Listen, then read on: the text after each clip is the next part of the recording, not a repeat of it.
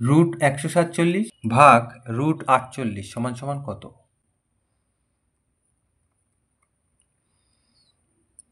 তাহলে রুট 147 ভাগ রুট 48,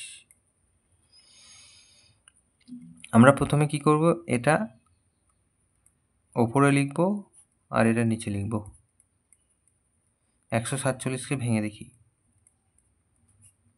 7 দিয়ে, 7 দুগুণে 14, 7 একে 7, 7 দিয়ে 3 7 21, তাহলে এই 7 7 এই 49 লিখলাম, গুণ 3 লিখলাম, রুট 48কে ভেঙে দেখি,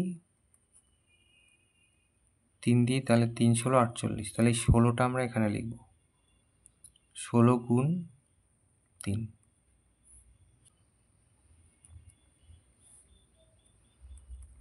তাহলে 49-এর বর্গমূল এইভাবে আলাদা লিখব, আর এটা হচ্ছে রুট 3, এটা হচ্ছে রুট এটা, আর এটা হচ্ছে রুট এটা। তাহলে এই 49-এর বর্গমূল হচ্ছে 7 আর 16-র বর্গমূল হচ্ছে 4, গুণ রুট 3 গুণ রুট 3, রুট 3 কেটে গেল,